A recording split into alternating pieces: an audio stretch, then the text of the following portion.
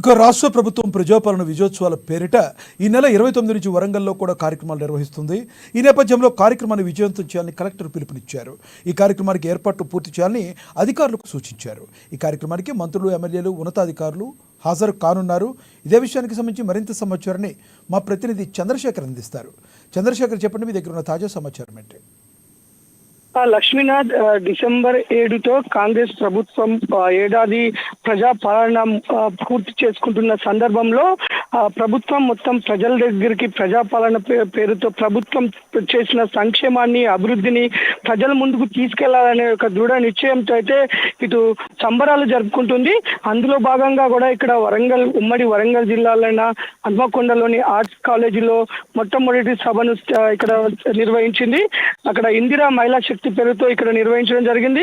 26 జిల్లాలకు కావాల్సిన మహిళా సమైక్య భవనాలను కూడా ఇక్కడ నిర్మించారు. అలాగే మహిళలకు పెద్దపీట ఏదైతే 6 గ్యారంటీలతో ఏదైతే ఒక పక్క 6,000 కోట్లకు పైగా అప్పుల భారము, వడ్డీ భారం ఒక పక్క ప్రభుత్వం మీద పడుతుందా, గత ప్రభుత్వం చేసిన అప్పుల వల్ల వస్తున్న ఆదాయాల నుంచి అధిక మొత్తంలో వడ్డీ భారం పడుతున్నప్పటికీ కూడా కాంగ్రెస్ ప్రభుత్వం ఏదైతే 6 గ్యారంటీలు ఇచ్చిందో ప్రజల కోసం ఇచ్చిన ఏ ఒక్క హామీని కూడా వెనుకడుగు వేయట్లేదు. ఎట్లాంటి క్లిష్ట పరిస్థితుల్లో అయినా ఈ యొక్క ప్రభుత్వం ప్రజాపాలన అందిస్తుంది. ప్రజలకు అభివృద్ధి కానీ సంక్షేమంలో కానీ ఎప్పుడు ముందుంటుందని చెప్తుంది.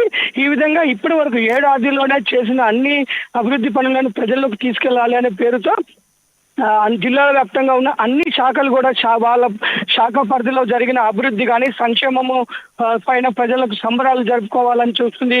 అలాగే 1వ తారీఖు నుంచి 7వ తారీఖు వరకు అన్ని గ్రామాల్లో, మండల కేంద్రాల్లో కూడా ఈ మన గేమ్స్ నిర్వహించాలని చెప్పేసి సీఎం కప్ పేరుతో గేమ్స్ కూడా నిర్వహిస్తుంది. అలాగే స్కూళ్ళలో కూడా ఇటు పిల్లలకి వ్యాసరచన పోటీలు, పలు రకాల కార్యక్రమాలు నిర్వహిస్తూ 9వ తారీఖు సోనియా గాంధీ పుట్టినరోజు, ఆ రోజును జరిపించుకొని భారీగా సంబరాలు జరుపుకోవాలని అయితే ప్రభుత్వం మనం చూసుకోవచ్చు. వరంగల్ కైతే అనేక వరాల జల్లు కురిపించడం జరిగింది. 6,000 కోట్లకు పైగా అభివృద్ధి నిధులు కూడా ఇచ్చేసి ఇటు హైదరాబాద్ తర్వాత 2వ పట్టణంగా అభివృద్ధి చేయడానికి కావాల్సిన అనేక మౌలిక వసతులు కల్పిస్తామన్నారు.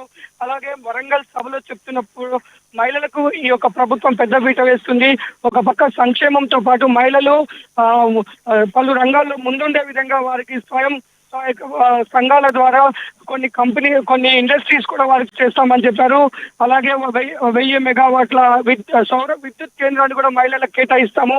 ఏ ఒక్క హామీని కూడా మేము విస్మరించాము. ఇప్పటికే 6 గ్యారంటీలు ఇచ్చిన అన్ని హామీలు నెరవేరుస్తున్నాము. ఒక పక్క భారం ఉన్నప్పటికీ గ్యాస్ 500కి ఇస్తున్నాము.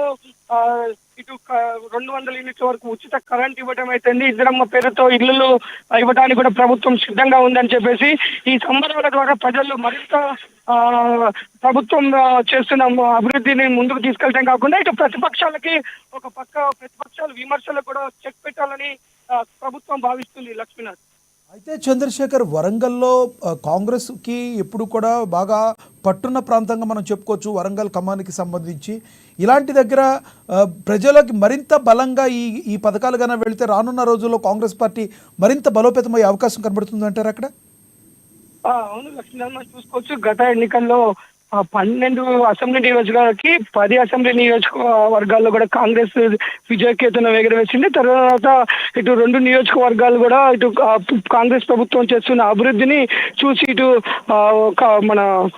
మన స్టేషన్ గన్పూర్ నియోజకవర్గం నుంచి కడియం శ్రీహరి కూడా ప్రభుత్వం చేస్తున్న అభివృద్ధిని చూసి ఇటు కాంగ్రెస్ పార్టీలో రావడం జరిగింది. ఇది మనము ప్రభుత్వం ఇచ్చిన హామీలు నెరవేర్చడమే కాదు, ఇంకా అనేక కొత్త పథకాల ద్వారా ప్రజలకి ప్రభుత్వం, గతంలో కాంగ్రెస్ పార్టీ అంటేనే ప్రజా ప్రభుత్వం, ముఖ్యంగా మహిళలకు వెన్నుదన్నగా ఉంటుంది.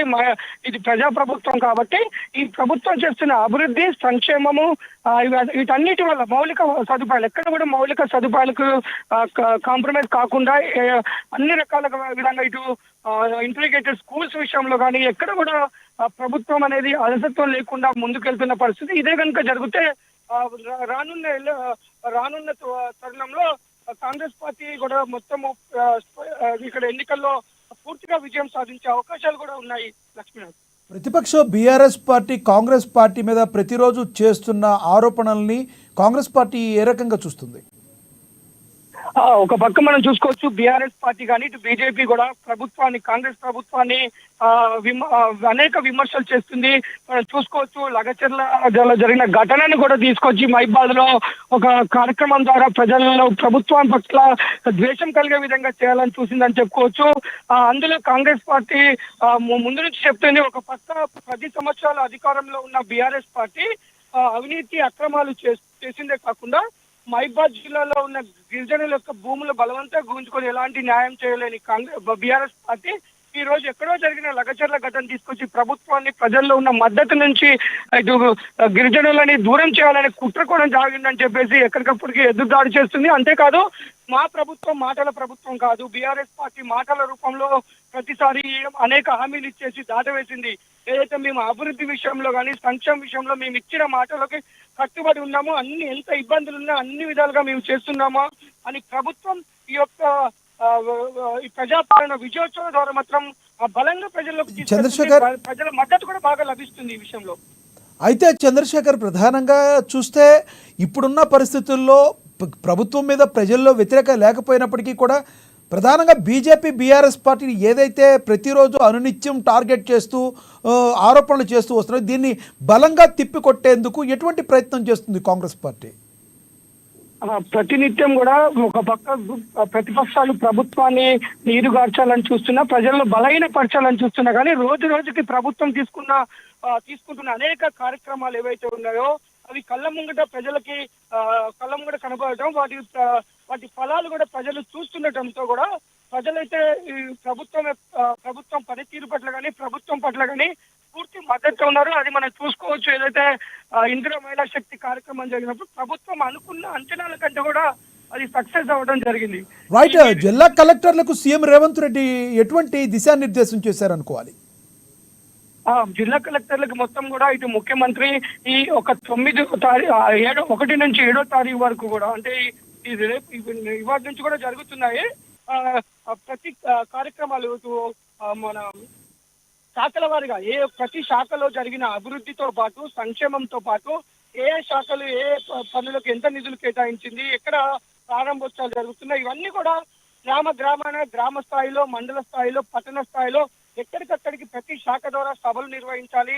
అది బలంగా ప్రజల్లోకి తీసుకెళ్లాలి. అంతేకాదు ఆ విద్యార్థులకు కూడా వ్యాసరచన పోటీల ద్వారా ప్రభుత్వం చేస్తున్న అభివృద్ధి ఏంటి, అసలు ఎలా జరుగుతుంది అనేది ప్రతి విద్యార్థి కూడా తెలియడం ద్వారా అది వాళ్ళ తల్లిదండ్రులకి కూడా ఇంకా మంచిగా వివరణ జరుగుతుంది.